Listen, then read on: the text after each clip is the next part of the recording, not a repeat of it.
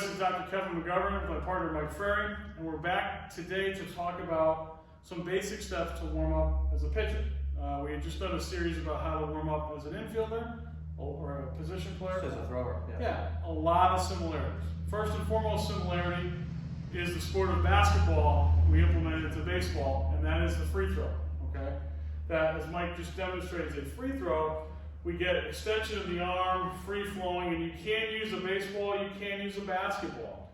But this is something you should do to warm up. Of course, preceding anything that we do warming up, we're doing a course of scapular depression and squats before we even step onto the field.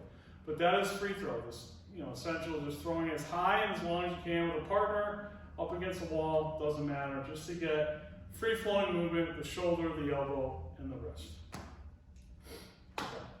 Okay, like we did with position players, we're talking about warming up. We both agree that we like to finish at the end of the movie and move to the beginning. So I'm going to have Mike do his best picture perfect finish baseball card, what he would look like if he was finished. Okay. From there, pivoting on his left foot, right foot if you're a lefty, he's going to step back one step and turn his core and spin and smash. Keep doing that. That's going to teach him to turn and throw downhill. Now, we're using a towel when we're indoors in a physical therapy office, not a baseball facility. But towel, we can do many repetitions, less stress on the arm. If we are talking using a baseball, we can certainly bounce this baseball up against a wall or to our friend or whatever.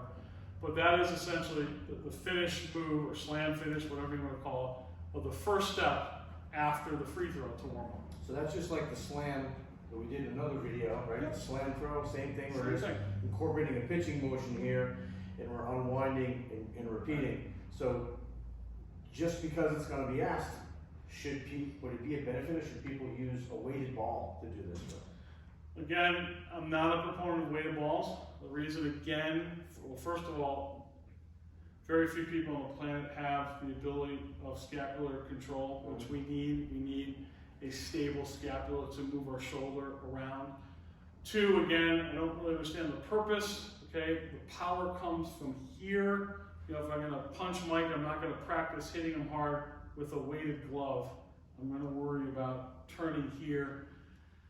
And the third, the rotator cuff works in eccentric or deceleratory fashion, that we're slowing the arm down. I don't really understand the weighted ball. I agree. All right, thanks for listening. Hey, this is Kevin McGovern, Mike Frary. We're back with our third step, I believe, and I call this drill the load to finish. Mike's gonna get into a load, the same pretty much load we're talking about hitting, because this is where we're talking about pitching. That he gets into his squat, he's scapular depressed, and all he's gonna do now is essentially walk and slam that towel or that ball into the ground with one move, boom, okay? And with his intention, he wants to break this box right through, downhill, spinning and finishing. Good. Now, to get good muscle memory, I have people do things both at full speed and in bionic man speed. That beats us. To do this in slow motion. So go ahead, Mike, where you feel every movement, and you may hear something different in slow motion. Okay, you heard the difference of that towel. It's more thuddy and bass-like, because we took momentum out of the movement, and Mike had no choice but to get completely aligned and do that. So we want to really align bionic man speed and full speed to get that deep thud sounding bass. So let's see if he can now really turn that body, because momentum will skip spaces, skip frames. There we go.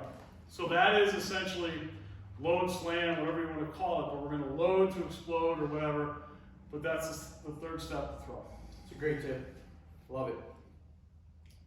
All right. Okay, our next drill we can use warming up or even to practice in general. I call it the 3-tap drill. Most of the kids or even adults that I see have a very difficult time standing on one leg in a one-legged squat that goes straight up and down. When you throw your body forward towards home plate, you leave your arm back, and I call that arm lag. every Tommy John person in the world, if we freeze frame their motion, somewhere in that motion they had arm lag. Yep. That they've had torque that's stressed here.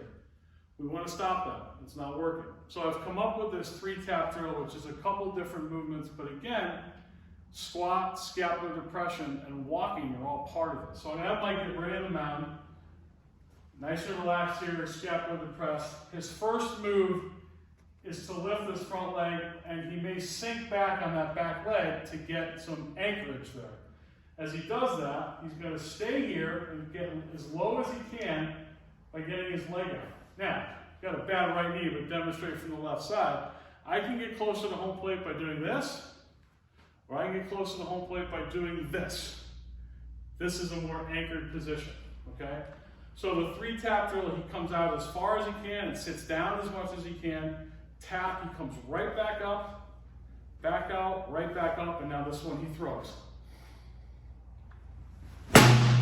And that's a 3-tap drill that can be done with a regular baseball. It teaches you to stay back. It teaches you to get into your posterior kinetic chain. It teaches you to turn. It puts everything together. It teaches you pace. There's a whole litany of things that it does.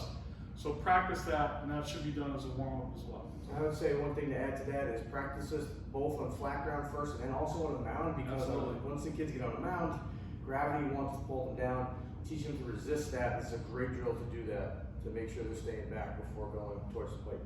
Exactly. Thanks for listening. Okay. Now we're going to put this all together, and really the simplicity of it is really 4 steps. So, and I only teach throwing from the stretch. Everything from the windup is extra. We need to get into this power position to turn, stepping back, going this. It's all excess movement we don't need. So my 1 position, Mike is on the rubber.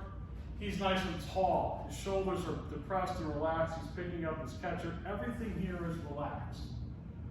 As he goes in step 2, which is picking up his front leg, he may sink a little bit on his back leg.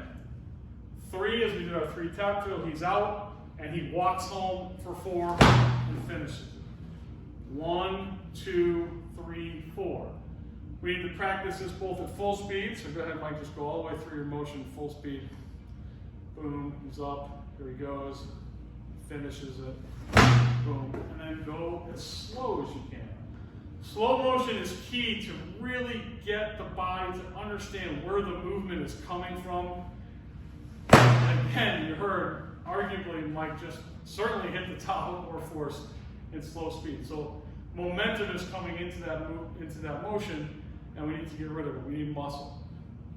So that's my pitching, 1, 2, 3, 4, very simple, squat, scapular depression, and walking. How do you feel? Felt awesome. That felt great, and I'll say a couple things. Number 1,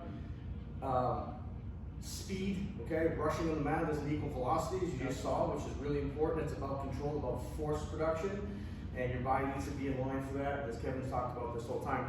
Second is, because I'm sure you'll get it, is, well, wait a minute, Kevin, don't you throw harder from the windup? You do not. Absolutely. And if you think about who the hardest throwers in baseball are, they're closers.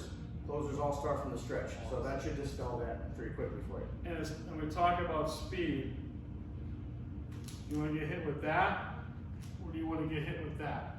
And that's the difference. We need to load those muscles. There's a huge elastic component to muscles that we want to load and withdraw. So 1, 2, 3, 4. Thanks for listening. That was good, dude.